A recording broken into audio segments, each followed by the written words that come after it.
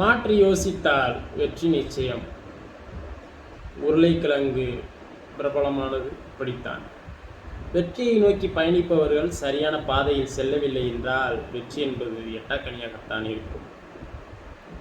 ஒருவர் எவ்வளவு முயற்சி செய்தும் வெற்றியை அடைய முடியவில்லை என்றால் மாற்றி யோசிக்க வேண்டும். மாற்றி யோசித்து அதில் வெற்றி கண்ட ஒரு வெற்றியாளனை பற்றி சுவாரஸ்ய தகவலை இங்கு நாம் பார்ப்போம்.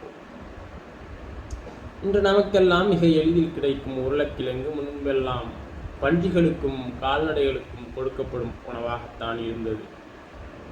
இந்த உணவு எப்படி இன்றைய காலகட்டத்தில் அனைவருக்கும் பிடித்த உணவாக மாறியது என்று ஆச்சரியமாக உள்ளதல்லவா? உங்களைப் போலத்தான் நானும் ஆச்சரியப்பட்டேன் இந்த உண்மை தெரியும் போது.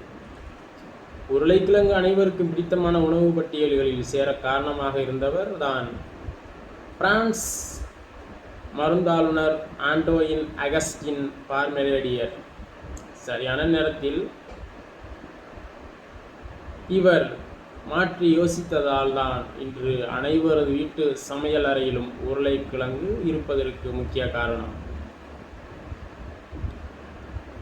பிரான்ஸ் நாட்டில் மருத்துவ அதிகாரியாக பணியாற்றிய பார்மெரேடியர் பிராசியா நாட்டு இராணுவத்தால் ஒரு போரின் போது கைது செய்யப்பட்டு சிறையில் அடைக்கப்பட்டார். இவரை அவமானப்படுத்த சிறை அதிகாரிகள் அப்போதைய பன்றியின் உணவான உருளைக்கிழங்கு சாப்பிட கொடுத்தனர்.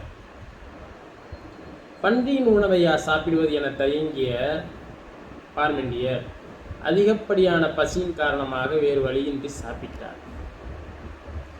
உருளைக்கிழங்கை சாப்பிட்ட பிறகு அதன் ருசியை உணர்ந்து ஒன்றுவிடாமல் அனைத்தையும் சாப்பிட்டு முடித்தார்.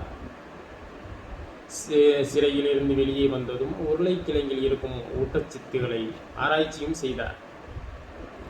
ஏழைகளுக்கு மிக குறைந்த விலையில் ஊட்டச்சத்து நிறைந்த உணவு உருளைக்கிழங்கு தான் என பார்மெரேடியர் சொன்னதை அப்போது யாருமே காது கொடுத்து கேட்கவில்லை.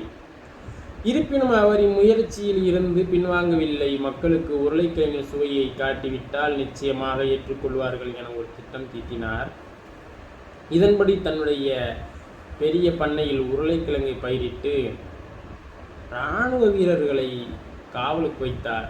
இதனால் இவரது பண்ணையில் பெரும் மதிப்புமிக்க பொருள் விளைவிக்கப்படுகிறது என்ற எண்ணம் மக்கள் மத்தியில் பரவியது. இரவில் இராணுவ காவல் இல்லாத நேரத்தில் மக்கள் பலரும் பண்ணைக்குள் நுழைந்து உருளைக்கிழங்கை திருடி சமைத்து சாப்பிட்டு பார்த்தனர். இதன் சுவையை உணர்ந்த மக்கள் உருளைக்கிழங்கை விரும்பத் தொடங்கினர். இதனால் வெகு விரைவிலேயே ஐரோப்பா முழுவதும் மக்கள் விரும்பாத உணவாக உருளைக்கிழங்கு விரும்பும் உணவாக உருளைக்கிழங்கு மாறியது.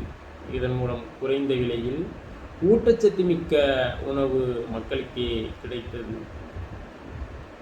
தொடக்கத்தில் உருளைக்கிழங்கு சுவை மிகுந்த உணவு என பார்மெரேடியர் சொன்னபோது யாரும் கேட்காத நிலையில் மாற்றி யோசிக்கும் திறன் காரணமாக இவரது முயற்சியில் வெற்றி கண்டார்.